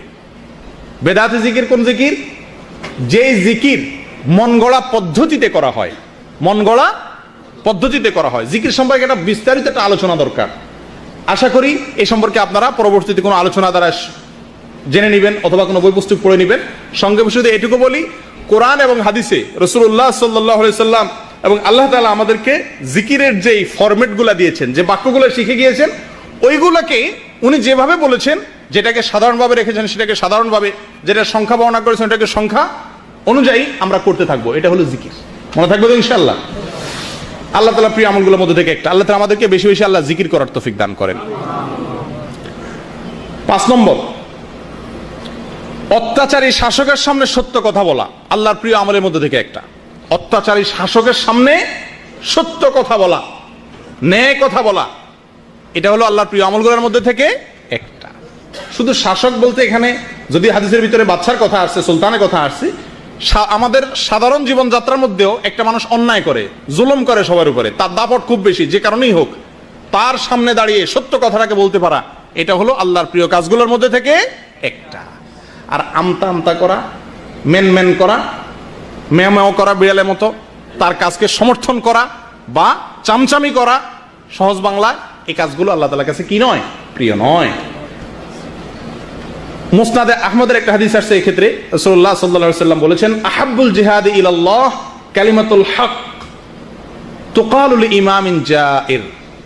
আল্লামা আলবানী হাদিসটিকে হাসান বলেছেন, অর্থাৎ অত্যাচারী শাসকের সামনে সত্য কথা বলা, এটা হলো সর্বোত্তম জিহাদ। এই যে একটু আগে শুনছেন না, আল্লাহর কাছে প্রিয় কাজগুলোর ভিতরে এটা হলো জিহাদ করা। তাহলে এটাকে আপনি করতে পারেন, আশা করা যায় আল্লাহ তাআলা জিহাদের মর্যাদা দিবেন। প্রিয় দিনী ভাইরা, আরেকটি আল্লাহ তাআলা প্রিয় আমল হলো সত্য কথা বলা। কি কথা বলা ভাই? রাসূলুল্লাহ সাল্লাল্লাহু আলাইহি ওয়াসাল্লাম ইরশাদ করেছেন, আহাব্বুল হাদিসি ইলাইয়া, হাদিসে কুদসিতে আসছে, আহাব্বুল হাদিসি ইলাইয়া আসদাকুহু, সহিহ বুখারীর হাদিস। আমার কাছে আল্লাহ বলেন, আমার কাছে সবচেয়ে প্রিয় কথা হলো সত্য কথা। সবচেয়ে প্রিয় কথা কি? সত্য কথা। এই যুগে খুব কঠিন হয়ে গেছে। সত্য কথা আমাদের মধ্যে খুব কমই দেখা যায়। মনে রাখবেন, যারা মিথ্যা কথা বলার অভ্যাস, রাসূলুল্লাহ সাল্লাল্লাহু আলাইহি ওয়াসাল্লাম বলেছেন, সহিহ বুখারীতে আসছে, কিছু লোক আছে ঘন ঘন মিথ্যা কথা বলে, দরকারে বেদরকারে মিথ্যা কথা বলে, বলতে বলতে বলতে আল্লাহর খাতায় তার নাম মিথ্যুক লেখা হয়ে যায়, নাউযুবিল্লাহ। আর কিছু লোক আছে সবসময় সত্য কথা বলার চেষ্টা করেন, এই সত্য বলতে বলতে বলতে বলতে একটা সময় আল্লাহর কাছে কি আসে? আল্লাহর খাতায় তাকে সত্যবাদী হিসাবে লেখা হয়। 7 নম্বর আল্লাহর প্রিয় আমলের ভিতরে একটা হলো দাউদ আলাইহিস সালামের মতো সালাত আদায় করা, নফল সালাত, এবং দাউদ আলাইহিস সালামের মতো নফল সিয়াম পালন করা। নফল সিয়ামের ক্ষেত্রে দাউদ আলাইহিস সালামের রোজা, আর নামাজের ক্ষেত্রে দাউদ আলাইহিস সালামের নামাজ, এই দুটি আল্লাহ তাআলার কাছে কি? প্রিয়। হাদিসে আসছে, রাসূলুল্লাহ সাল্লাল্লাহু আলাইহি ওয়াসাল্লাম ইরশাদ করেছেন, আহাব্বুস সিয়ামি ইলাল্লাহি সিয়ামু দাউদ কানা ইয়াসুমু ইয়াওমান ওয়া ইফতিরু ইয়াওমা ওয়া আহাব্বুস সালাতি ইলাল্লাহি সালাতু দাউদ কানা ইয়ানামু নিসফাল লাইলি ওয়া ইয়াকুমু সুলুসাহু ওয়া ইয়ানামু সুদুসাহু। দাউদ আলাইহিস সালাম একদিন রোজা রাখতেন, একদিন রোজা রাখতেন না, একদিন রাখতেন, একদিন রাখতেন না। আবার রাতের ক্ষেত্রে, রাতের তিনি অর্ধেক দাঁড়িয়ে কি করতেন? ইবাদত করতেন। আবার কখনো 3 ভাগের 1 ভাগ ইবাদত করতেন, বাকি অংশ কি করতেন? ঘুমোতেন, অর্থাৎ বেশিরভাগ অংশ ইবাদত করে কাটাতেন। এগুলো আমরা যারা আজকাল প্রবাসে আসি, কাজ করি, ডিউটি করি নিয়মিত, আমাদের কাছে আলোচনাগুলো খুব একটা ফলপ্রসূ মনে হয় না, কারণ আমাদের দ্বারা একদিন রোজা রাখা, একদিন ইয়ে করা, ফরজ রোজা রাখতেই কষ্ট হয়ে যায়, খুব একটা মানে জুৎসই মনে হয় না। কিন্তু মনে রাখবেন, ইলম হাসিল করার একটা উপকারিতা হলো, জীবনে কখনো এই আমলটা পালনের মতো পরিবেশ সুযোগ আপনার জীবনে আসতে পারে কি পারে না? পারে না? কখনো হতে পারে কি পারে না? আল্লাহ না করুন জেলখানা চলে গেলেন, আল্লাহ না করুন, তখন আপনার জেলখানার সময়টাকে আল্লাহর সবচেয়ে প্রিয় কাজ দিয়া আপনি করতে পারেন। কথাটা কি ঠিক না? আল্লাহ তাআলা আমাদেরকে তৌফিক দান করেন। 8 নম্বর আল্লাহর প্রিয় কাজের ভিতরে একটা হলো একের অধিক মানুষ একসাথে বসে খানা খাওয়া। এই সুন্নাতটা আমাদের সমাজে নাই, একেবারে নাই, টোটাল নাই, বিদায় হয়ে গেছে। কয়েকজন মানুষ একসাথে বসে এক প্লেটে, এক দস্তরখানে বসে একসাথে খানা খাওয়া, আলাদা আলাদা না খাওয়া, এই সুন্নাতটা আমাদের দেশে বিলুপ্ত। এ দেশে আছে আলহামদুলিল্লাহ, ঠিক না? রাসূলুল্লাহ সাল্লাল্লাহু আলাইহি সাল্লামের সাহাবীদের কিছু সাহাবী এসে বললেন, ইয়া রাসূলুল্লাহ, আমরা খাবারের বরকত পাই না, খাবারের ভিতরে বরকত পাই না, অনেক খানা লাগে আমাদের। রাসূলুল্লাহ সাল্লাল্লাহু আলাইহি সাল্লাম জিজ্ঞাসা করছেন, তোমরা কিভাবে খানা খাও? আলাদা আলাদা খাও কিনা? বললেন যে হ্যাঁ, আমরা যার যার মতো খাই।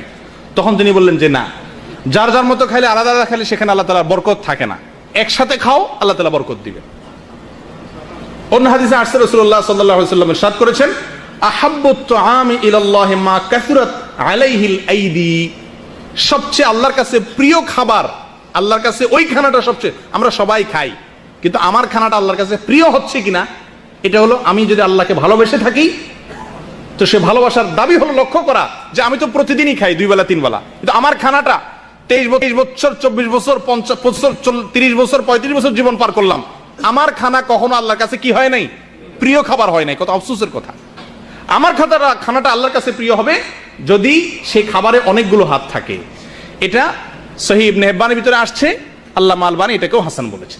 প্রিয় দিনী ভাইরা, আমরা এই প্রবাসের জীবনে এক রুমে কয়েকজন মানুষ খাই, আমরা একসাথে খাওয়ার সিস্টেম করা যায় কি যায় না?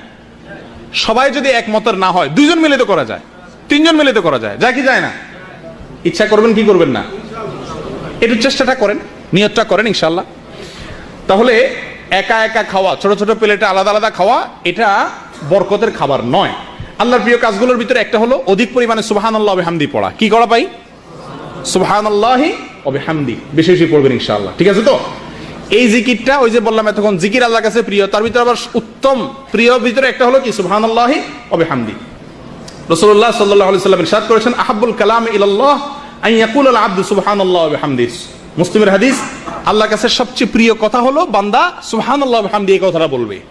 তাই চলতে ফিরতে উঠতে বসতে এটা করবেন কিনা ইনশাআল্লাহ। এই কাজগুলো অনেক সময় রুমে লিখে রাখলে মনে থাকে, একজন একটু জোরে বললে আরেকজনের মনে হয়। করবেন তো ইনশাআল্লাহ। আল্লাহর প্রিয় আমলের কাজের ভিতরে আরেকটা হলো সুবহানাল্লাহ ওয়ালহামদুলিল্লাহ লা ইলাহা ইল্লাল্লাহ আল্লাহু আকবার। এই জিকিরগুলো বেশি বেশি করা, এটাও মুসলিমের হাদিসে আসছে। রাসূলুল্লাহ সাল্লাল্লাহু আলাইহি ওয়াসাল্লাম বলেছেন, লা ইয়াদুররুকা বিআইয়িহিন্না বাদাআতা। এই চারটা যে কোনো একটা দিয়ে শুরু করেন আপনি, সুবহানাল্লাহ, আলহামদুলিল্লাহ, লা ইলাহা ইল্লাল্লাহ, আল্লাহু আকবার। এই চারটা বাক্য আল্লাহর কাছে প্রিয়, মনে থাকবে তো ইনশাআল্লাহ। বেশি বেশি করে এই বাক্যগুলো আমরা পড়ব, তাহলে আল্লাহ তাআলার প্রিয় কাজগুলো আমার দ্বারা করা সম্ভব হবে। আল্লাহ তাআলার প্রিয় কাজের ভিতরে আরেকটা হলো ভালো আচরণ করা। কি করা ভাই?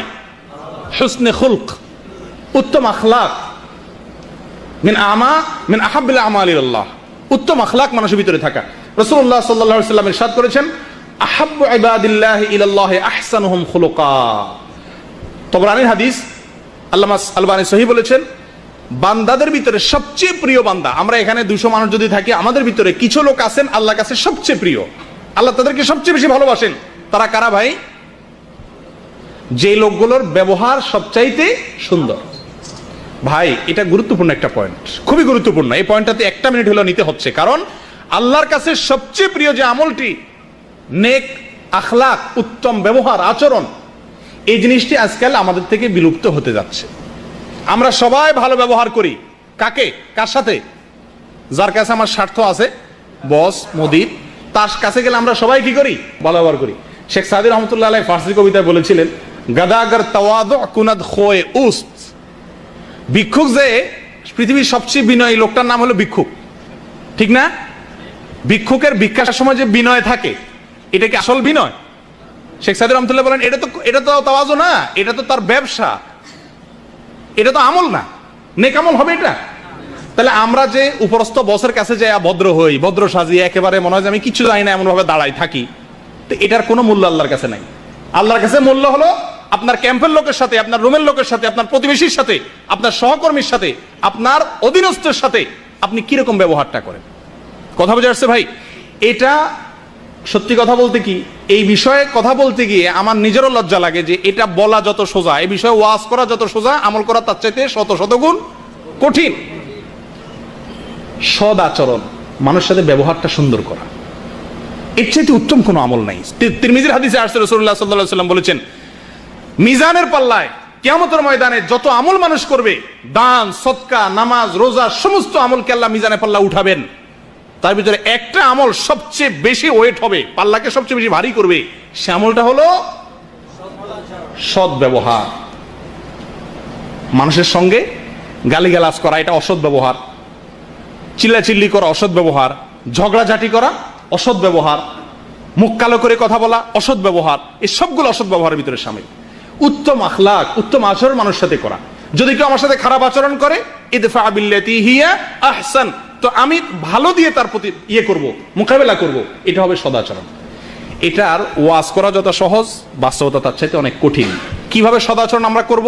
2টা পদ্ধতি বলি আপনাদের। এক, যে লোকটা আপনাদের পুরো ক্যাম্পের ভিতরে আপনারা দেখতেছেন, এই লোকটা সবচেয়ে বেশি ভদ্র, সদাচরণ করা লোকটাকে আমরা ভদ্র বলতে পারি আমাদের বাংলা ভাষায়, সবচেয়ে ভদ্র, নম্র, সবাই তার সাথে নম্র ভদ্র হয়ে থাকে, কারোর সাথে ঝামেলা জড়ায় না।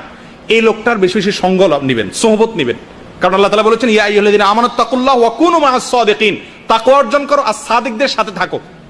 তাহলে যারা ভালো ব্যবহার যাদের ভিতরে আছে তাদের সঙ্গে উঠা বসা করবেন। ছেসরার সাথে উঠলে আপনার মধ্যেও ছেসরামি আসবে, ভালো মানুষের সাথে চললে আপনার মধ্যেও কি আসবে? ভালো অভ্যাস আসবে। আর দ্বিতীয়ত একটা দোয়া রাসূলুল্লাহ সাল্লাল্লাহু আলাইহি ওয়াসাল্লাম শিখাইছেন, বলবো দোয়াটা? কোনো লাভ নেই, কারণ আপনারা মুখস্থ করবেন না। আমি একবার বলবো শেষ, আর জীবনে মুখস্থ করলেন না, তাহলে দোয়া শুনে কি লাভ হলো? মুখস্থ করবেন তো ইনশাআল্লাহ। আরবি যদি মুখস্থ করতে না পারেন, বাংলা আল্লাহর কাছে চাইবেন, বহু কিছু তো চাইছেন, আল্লাহর ভালোবাসা চাওয়া শিখলেন। এখন আরেকটা জিনিস শিখেন যে আল্লাহর কাছে ভালো আচরণ, ভালো আখলাক চাইয়া নিতে হয়। ওমরা করতে যায় তো বহুত রুটি রুজি আল্লাহর কাছে চাইছেন, কয়জনে চাইছেন? আল্লাহ আপনার ভালোবাসা দিয়েন, আল্লাহ আল্লাহ আমার একটু ভালো আখলাক দিয়েন, আল্লাহ। এই জিনিসগুলো আমরা চাই। আফসোসের বিষয়, যেগুলো চাওয়ার জন্য রাসূল সাল্লাল্লাহু আলাইহি ওয়াসাল্লাম শিখাইছেন, সেগুলো আমরা জীবনে একবারও চাই। দেখেন রাসূলুল্লাহ সাল্লাল্লাহু আলাইহি ওয়াসাল্লাম দোয়া করতেন, আল্লাহুম্মা হদিনি লিআহসানিল আখলাক, আল্লাহর সবচেয়ে উত্তম আখলাকের পথটা আমার দেখায় দেন আপনি। আল্লাহুম্মা হদিনি লিআহসানিল আখলাক ওয়ালা ইয়াহদি লিআহসানিহা ইল্লা আনত, আপনি ছাড়া কেউ সঠিক ভালো আখলাকের পথ দেখাইতে পারবে না। ওয়াসরিফ আন্নি সাইয়্যাহা, আর খারাপ আখলাক, বদ আখলাক, খারাপ চরিত্র, বদস্বভাব, অভদ্রতা থেকে আপনি আমাকে হেফাজত করেন। ওয়ালা ইয়াসরিফু সাইয়্যাহা ইল্লা আনত, আর বদঅভ্যাস থেকে আপনি ছাড়া কেউ রক্ষা করতে পারে না। তিরমিজির হাদিস। তাহলে ভালো মানুষের সাথে চলবো আর আল্লাহর কাছে দোয়া করবো, ইনশাআল্লাহ করবো তো। বদ আখলাক যদি হয়ে যায় নিজেকে নিজে শাস্তি দেব, শাসন করব, একসময় ইনশাআল্লাহ আমার আখলাকের ভিতরে পরিবর্তন হবে। বিশেষ করে এই পয়েন্টটার জন্য আমি দোয়া চাই আপনাদের কাছ থেকে। আল্লাহ আমাকে, আপনাদেরকে, সকলকে, আমাদেরকে, সকল মানুষের কাছে, অধীনস্থ হোক আর উপরস্থ হোক, সকলের কাছে আমাদেরকে উত্তম আখলাকি হওয়ার তৌফিক দান করেন। ভাই, এই জিনিসটা আমাদের নবী করিম সাল্লাল্লাহু আলাইহি ওয়াসাল্লামের অন্যতম বৈশিষ্ট্য ছিল উত্তম আখলাক। মনে রাখবেন, নামাজি হওয়া সহজ, বিশ্বাস করেন রোজাদার হওয়া সহজ, হজ করা সহজ, নেক আখলাকি হওয়া সহজ নয়।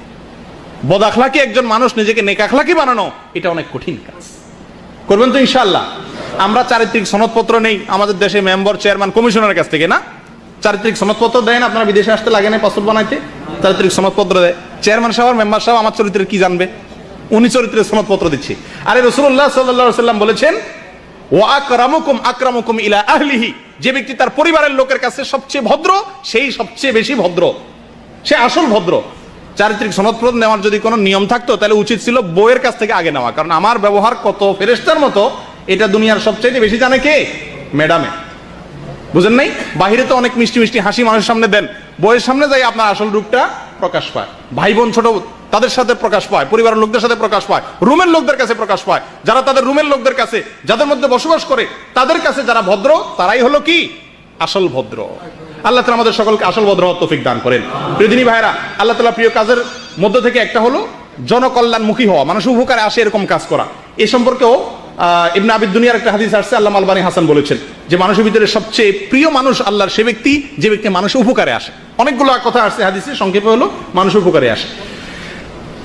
আল্লাহ তাআলা প্রিয় আমলের ভিতরে অন্যতম একটা আমল হলো আল্লাহ তাআলা ফরজ আমল সমূহকে ভালোবাসেন। হাদিসে আসছে রাসূলুল্লাহ সাল্লাল্লাহু আলাইহি ওয়াসাল্লাম বলেছেন, আহাব্বু ইলাইয়া ওয়া মা তাকাররাবা ইলাইয়া আবদুন বিশাইইন আহাব্বু ইলাইয়া মিম্মা আফতারাজতু আলাইহি। সহিহ বুখারীর হাদিস। আল্লাহ রাসূল সাল্লাল্লাহু আলাইহি ওয়াসাল্লাম বলেন, বান্দা ফরজ কাজগুলো যখন করে তো ওইটা থাকে আমার সবচাইতে প্রিয়। ফরজ কাজগুলো হলো আমার সবচাইতে প্রিয়। আমরা অনেকে অনেক নফল কাজ করি, ফরজে গাফলতি আছে, পাঁচ ওয়াক্ত সালাতে গাফলতি আছে, কিন্তু অনেক ভালো কাজ করি, আসি না এরকম? মনে রাখবেন, সবচেয়ে গুরুত্বপূর্ণ হলো আমার কাছে পাঁচ ওয়াক্ত সালাত, এর চেয়ে গুরুত্বপূর্ণ কোনো আমল নাই। এই জন্য ফরজ কাজগুলোর দিকে বিশেষ ইহতিমাম করা। আর আল্লাহ তাআলার ভালোবাসা বা পছন্দের তালিকার ভিতরে আরো অনেকগুলো পয়েন্ট আছে, আমরা সংক্ষেপে বলে যাই শুধু। আল্লাহ তাআলা হাদিসের ভিতরে আসছে, রাসূলুল্লাহ সাল্লাল্লাহু আলাইহি ওয়াসাল্লাম বলেছেন, ইন্নাল্লাহা ইউহিব্বুল আবদাত তাকিয়াল গানিয়াল খাফি। আল্লাহ তাআলা ওই বান্দাকে পছন্দ করেন যার ভিতরে তিনটা গুণ আছে। এক হলো তাকি, অর্থাৎ মুত্তাকি, এতক্ষণ যেটা বুঝলাম, আল্লাহর ভয়ে হারাম কাজের ধারে কাছে যায় না, ভালো কাজ করে। দুই নম্বর হলো গনি, গনি মানে কি? ধনী। ধনী, ধনী বলতে মালদার না, এটা সেই ধনী না। হাদিসে আসছে আল গিনা গিনান নফস, যার মনটা কি? বড়। কেউ কিছু বললেই একেবারে ফেটে পড়ে রাগ হয়ে যায় না, মনটা অনেক বড়, মাফ করে দেয়। বুঝেন নাই? এই মানসিকতা যার ভিতরে আছে। আল খাফি, যে ব্যক্তি কাজ করে ইখলাসের সাথে, নিজেকে প্রকাশ করতে চায় না, এই লোকগুলো আল্লাহর কাছে প্রিয়। অন্য একটা হাদিস আসছে মুসনাদ আহমদের ভিতরে, আল্লাহ তাআলার কাছে প্রিয় কি? ইউহিব্বুল্লাহুর রাজুল ইন্নাল্লাহা ইউহিব্বুস সামহাল বাই সামহাশ শিরা সামহাল কাদা। তিরমিজির হাদিস। অর্থাৎ রাসূলুল্লাহ সাল্লাল্লাহু আলাইহি ওয়াসাল্লাম ইরশাদ করেছেন, বান্দা যখন বেচা কিনা করে, যখন কেনা করে, বেচে, নয় কিনে, নয় বিচার, এই তিনও কাজে ক্ষমার দৃষ্টিতে দেখে। এটাও আমাদের জীবন ঘনিষ্ঠ একটা বিষয়। আপনি যখন কিছু বেচতে যাবেন তখন একটু কাটছাট করে দেওয়া মূল্যের ভিতরে, যখন কিনতে যাবেন তখন ওই ছোট লোকই না করা, চেরা না আটানোর জন্য। রিক্সাওয়ালার থেকে 1 টাকা 5 টাকা বেশি পাওনা আছেন, ছেড়ে দিলেন, এই বান্দাকে আল্লাহ ভালোবাসেন। একেবারে না আমার পাই চাই, এটাকে আল্লাহ পছন্দ করেন না। আর বিচারের ক্ষেত্রেও ছাড় দেওয়ার মানসিকতা যার আছে তাকে আল্লাহ পছন্দ করেন। ভাই, এটা সবচেয়ে গুরুত্বপূর্ণ পয়েন্ট। আমাদের মধ্যে ঝগড়াঝাটি টুকটাক চলতে গেলে একসাথে লাগে কি লাগে না? সবার সাথে সবাই লাগে, মানুষ সবাই লাগবেই। এই ঝগড়াঝাটি লাগবে সবার ভিতরেই, কিন্তু তাদের ভিতরে উত্তম হলো ওই ব্যক্তি যে লোকটার ছাড় দেওয়ার মানসিকতা আছে। ছাড় কি? ভাই, গালি তো সে আগে দিছে, আচ্ছা ঠিক আছে আমি মাফ করে দিলাম। ভাই, এই লোকটা সবচেয়ে আল্লাহর কাছে প্রিয়। স্পেশালি আরেকটা পয়েন্ট হলো আল্লাহ তাআলার কাছে প্রিয় হলো ক্ষমাশীলতা। কোনটা প্রিয়? ক্ষমাশীলতা। যে মানুষকে ক্ষমা করতে জানে তাকে আল্লাহ তাআলা কি করেন? ভালোবাসেন। আল্লাহুম্মা ইন্নাকা আফুউন তুহিব্বুল আফওয়া, একটা দোয়া আছে না সবে কদরে পড়ার দোয়া। আল্লাহ আপনি ক্ষমাশীল, আর ক্ষমাকে আপনি কি করেন? ভালোবাসেন। যারা ক্ষমা করে তাদেরকে আল্লাহ তাআলা ভালোবাসেন। কোরআনে কারীমে আল্লাহ তাআলা নেককারদের গুনাগুন বলতে গিয়ে আল্লাহ বলেন ওয়া ইযা মা গাদিবু হুম ইয়াগফিরুন, তারা যখন রাগ আসে তখন ক্ষমা করে। রাগ আসলে আমাদের বেশিরভাগ মানুষ আমরা বলি, একটা কমন ডায়ালগ আছে আমাদের সবাই, সেটা কি? আমার মাথা ঠিক থাকে না। জি, মাথা ঠিক থাকে না, এই টাইপের পাবলিক দুনিয়াতে বহুত আছে। ওই পাবলিকে আল্লাহর প্রিয় যার মাথাটা কি থাকে? ঠিক থাকে। মনে রাখেন, এই যুগে মুসা আলাইহিস সালামের মতো মেজাজের লোকের অভাব নাই। ওইরকম সবাই মানে দাবি করে যে আমি মুসা আলাইহিস সালামের মতো। অন্যায় দেখলে আমার মাথা কি থাকে না? ঠিক থাকে না। উনি নিজে কিন্তু গুনাহের কাজ করেন ঠান্ডা মাথায়, আরেকজন অন্যায় দেখলে কি থাকে না? আর মাথা ঠিক থাকে না। এগুলো সব শয়তান এই সমস্ত বুদ্ধি দেয়। মনে রাখতে হবে, রাগ হলে যে কোনো রাগের মুহূর্তে কি করতে হবে? ঠান্ডা থাকতে হবে। আল্লাহ তাআলা বলেন ওয়াল কাযিমিনাল গায়যা ওয়াল আফিনা আনিন নাস আল্লাহু ইউহিব্বুল মুহসিনিন, যারা নিজেদের রাগকে সংবরণ করে এবং মানুষকে ক্ষমা করে আল্লাহ তাদেরকে ভালোবাসেন। আবু বকর রাদিয়াল্লাহু তাআলা আনহুর মেয়ে রাসূল আকরাম সাল্লাল্লাহু আলাইহি ওয়াসাল্লামের স্ত্রী আয়েশা রাদিয়াল্লাহু তাআলা আনহা সম্পর্কে আপনারা সবাই জানেন, একবার মুনাফিকরা একটা দুর্নাম ছড়ায় দিছিল, জানেন তো? সূরা নূরে বিস্তারিত। আবু বকর রাদিয়াল্লাহু তাআলা আনহু তার নিকট আত্মীয় মিস্তাহ নামে একটা লোক, সেও ওই দুর্নামকারীদের দলে যোগ দিয়েছিল না বুঝে, কিন্তু মুসলমান ছিল খাঁটি। তাকে মাসিক একটা দান করত। আমরা অনেক সময় দেশে দিই না। উনি কসম খাইছেন যে আমি তোকে আর দান করব না, কারণ আমার মেয়ের, আমার সারা জীবন তোরে দান করলাম আমি, আমার দান খাই আমার মেয়ের বিরুদ্ধে ষড়যন্ত্রে তুই যোগ দিলি। কসম খাইছেন। আর কি আল্লাহ তাআলা আয়াত নাযিল করছেন, এর পাশাপাশি আয়াত নাযিল করছেন ওয়ালা ইয়াতালি উলুল ফাদলি ইলা আখিরিল আয়া, যারা আল্লাহর জন্য দান করে তারা রাগের কারণে যেন কি না করে, ওই পথ থেকে ফিরে না আসে। রাগ আমাদেরকে অনেক খারাপ পথে নিয়ে যেতে পারে, সমস্ত হারাম কাজ করা যায় রাগের মাধ্যমে। অতএব রাগ থাকা ভালো, কিন্তু কন্ট্রোল থাকতে হবে। কন্ট্রোল ছাড়া রাগ হারাম। কন্ট্রোল ছাড়া রাগ কি? যাদের রাগের লাগাম নাই সেরকম রাগ করা হারাম। রাসূলুল্লাহ সাল্লাল্লাহু আলাইহি ওয়াসাল্লাম এক সাহাবীকে বলছেন লা তাগদাব লা তাগদাব লা তাগদাব, নিষেধ করেছেন তুমি গোসা করবে না, গোসা করবে না, গোসা করবে না। অর্থাৎ আনকন্ট্রোল, নিয়ন্ত্রণহীন রাগ। রাগ উঠলে আমার মাথা ঠিক থাকে না, যা তা করে ফেলি। মনে রাখবেন, এই লোকের চিকিৎসার দরকার আছে, চিকিৎসার দরকার আছে। রাগ কন্ট্রোল কিভাবে করব তার জন্য অনেকগুলো উপায় আছে। যখন রাগ উঠবে তখন দাঁড়ানো অবস্থা থাকলে বসে যাবো, হাদিসে আসছে। বসা অবস্থা থাকলে শুয়ে যাব, ওযু করব। এগুলো সব যদি রাগ আসে, রাগকে কমানোর একটা উপায়। বিসমিল্লাহ পড়বো, আউযুবিল্লাহ পড়বো, এগুলো সবগুলো রাগ আসার, রাগ কমানোর একটা পদ্ধতি। এক সাহাবীর রাগ আসছে, রাসূলুল্লাহ সাল্লাল্লাহু আলাইহি ওয়াসাল্লাম দূর থেকে দেখছেন, দেখা উনি বলতেছেন আমি এমন একটা বাক্য জানি যে বাক্যটা বললে এই লোকটার রাগটা এখন ঠান্ডা হয়ে যাবে। সেটা কি? আউযুবিল্লাহি মিনাশ শাইতানির রাজিম। দূরে থেকে বললেন, কিন্তু আমরা হলে কি বলতাম? রাগ হলে ওই রাগ অবস্থা যায় লোকেরা বলতাম এই মিয়া আউযুবিল্লাহ পড়ো, আউযুবিল্লাহ পড়ো, যে ঠাড়া এনে একটা আপনারা মেরে বসতো, রাগ আরো বাড়তো, ঠিক না? রাসূলুল্লাহ সাল্লাল্লাহু আলাইহি ওয়াসাল্লাম কৌশল দেখেন, তাকে শুনাইয়া শুনাইয়া দূরে থেকে আরেকজনকে বলতেছে ভাই শুনছো, এই যে লোকটার রাগ উঠছে, এমন একটা কালিমা আমি জানি যেটা পড়লে তার রাগ কমে যাবে। কত সুন্দর পদ্ধতি। তাহলে আমাদের মধ্যে কারোর যদি ঝগড়াঝাটি লাগে তো দূরে থেকে আমরা এটা বলবো, যাতে করে সে শুনে এটা পড়ে, সঙ্গে সঙ্গে তার রাগের মিটার ইনশাআল্লাহ কমে যাবে। আল্লাহ তাআলা আমাদের রাগগুলোকে কন্ট্রোল করার তৌফিক দান করেন। ভাই আল্লাহ তাআলার প্রিয় আমলের ভিতরে অনেকগুলো তালিকা আছে, যে বললাম বলে শেষ করা যাবে না, কিন্তু আমাদের সময় আর আমাদেরকে দিচ্ছে না। অতএব শেষের দিকে যাচ্ছি, আর দুইটা তিনটা পয়েন্ট বলে শেষ করি। আল্লাহ তাআলার কাছে প্রিয় কাজ হলো ইতকান, ভালোভাবে কোনো কাজ করা।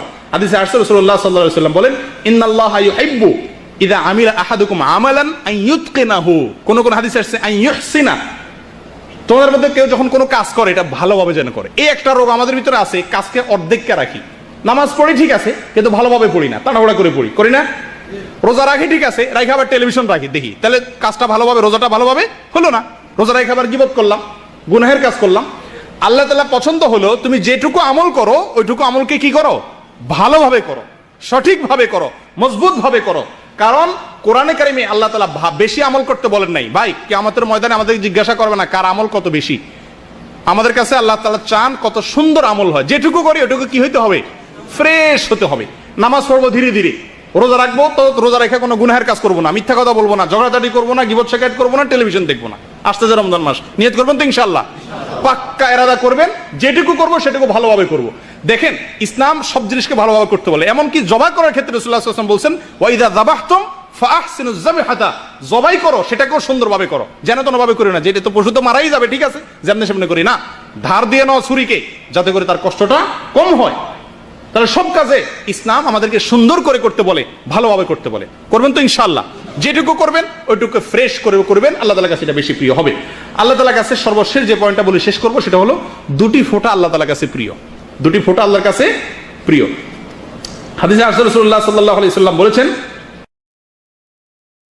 লাইসা শাইউন আহাব্বু ইলাল্লাহ মিন কাতরাতাইন ওয়া আফরাইন, কাতরাতুম মিন দুমুইন ফি খাশিয়াতিল্লাহ ওয়া কাতরাতু দামিন তুহরাকু ফি সাবিলিল্লাহ। দুই ধরনের ফোঁটা মানুষের শরীর, এর পানি, যে চোখের পানি আল্লাহর ভয়ে মানুষের চোখ থেকে বেয়ে পড়ে, এটা আল্লাহর কাছে অনেক প্রিয়। ভাই আমাদের অন্তরগুলো পাথর হয়ে গেছে, আল্লাহর ভয় আমাদের চোখে পানি এখন আর আসে না, আমাদের আসা যাওয়া হয় না, উঠা বসা হয় না, ঈমান নবায়ন করা হয় না, যার কারণে আল্লাহর ভয়ে চোখের পানি কয়বার পড়ছে আমাদের জীবনে। ভাই বহু মানুষ আছি আমরা, বহু কপাল পড়া আছি জীবনে, আল্লাহর পাকড়াও, আল্লাহর আযাব, আল্লাহর গজবের ভয়ে চোখের পানি কখনো আসে নাই। মনে রাখবেন, চোখের পানি আসা এটা সৌভাগ্যের আলামত। হাদিসে আসছে দুর্ভাগা, কপাল পোড়া, জাহান্নামী হওয়ার আলামতের মধ্যে থেকে একটা হলো চোখ শুকিয়ে যাওয়া, চোখে পানি না আসা। আল্লাহ আমাদের সকলের অন্তরগুলোকে নরম করে দেন। আল্লাহর ভয়ে যেন আমাদের চোখের পানি আসে, আমরা যেন আল্লাহর কাছে ক্ষমা চাই, আল্লাহর আযাবের ভয়ে যেন আমরা ভীত থাকি, এবং সেই ভয় আমাদেরকে অনেক দূর নিয়ে যাবে। প্রিয় দিনী ভাইয়েরা, জীবনে বহু কাঁদা আমরা কেঁদেছি, বহু চোখের পানি আমরা সবাই ফেলেছি। আল্লাহর কসম, পরীক্ষা করে দেখেন, ইমাম আব্দুল্লাহ ইবনে মুবারক রাহমাতুল্লাহ আলাইহি বলেছিলেন, যেটার ফার্সিতে কবিতা আকারে একজন কবি বলেছিলেন, সালেহাতু সঙ্গে বুদি দিল খারাশ, আজ মুদে এক জামানা খাকে বাস। সারা জীবন তো পাথর হয়ে কাটালে গো, একটি মুহূর্ত জীবনের মাটি হয়ে দেখো কত মজা। বিশ্বাস করো, পাথর হয়ে কাটানোর মধ্যে মজা নাই, স্বাদ এবং সমস্ত মজা হলো মাটি হয়ে কাটানোর মধ্যে। শক্ত হয়ে থাকার মধ্যে মজা নাই, নরম হও, চোখের পানি ফেলো, আল্লাহর কাছে মাপ চাও। আমরা দুনিয়াতে যত কাঁদা কাঁদি, কোনো ব্যথায় কাঁদি, কোনো বিরহে কাঁদি, সে কাঁদার পরে দেখবেন শরীর ভার হয়ে যায়, অস্থির হয়ে যায়। আল্লাহর কসম, পরীক্ষা করে দেখেন, আল্লাহর ভয় অন্তরে জাগ্রত করে যদি চোখের পানি ফেলতে পারেন, সেই কাঁদার পরে দেখবেন মন, মস্তিষ্ক, কল্ব, অন্তর, মাথা সব ফ্রেশ হয়ে গেছে। আল্লাহর প্রিয় কাজগুলোর ভিতরে একটা হলো তওবা করে আল্লাহর ভয়ে ভীত সন্ত্রস্ত হয়ে নিজের গুনার কারণে চোখের পানি ফেলা। আল্লাহ তাআলা আমাদের সকলকে আমাদের বেশি থেকে বেশি আল্লাহর দরবারে রোনাজারি করার তৌফিক দান করেন। এটা আজকাল সোনার হরিণ হয়ে গেছে, সোনার হরিণ হয়ে গেছে ভাই। আমরা আল্লাহর ভয়ে চোখের পানি, একাকী নির্জনে, রমজান আসছে, ইবাদতের মাস, আল্লাহর কাছে দুই হাত তুলে, হাত তোলা ছাড়া একাকী বসে নিজের গুনাহের কথা স্মরণ করে, এই গুনাহের যে শাস্তি আল্লাহ তাআলা দুনিয়াতে দিবেন সেগুলোর কথা স্মরণ করে অন্তত চোখের পানি ফেলার অভ্যাস করি। আল্লাহ আপনি আমাদের সকলকে নরম হওয়ার তৌফিক দান করেন, আমাদের অন্তরগুলোকে আবাদ করে দেন, আমাদেরকে পাথর বানায়েন না আল্লাহ। আল্লাহ আমাদের অন্তর যেন পাথরের মতো না হয়, আমরা শক্ত হয়ে গেছি, আমাদের অন্তর পাথরের মতো শক্ত হয়ে গেছে, চোখের পানি আসে না, তওবা আসে না, ভয় আসে না, এটা কপাল পড়া হওয়ার লক্ষণ। আল্লাহ তাআলা আমাদের সকলকে হেফাজত করেন, আল্লাহ তাআলা আমাদের সকলকে রহম করেন।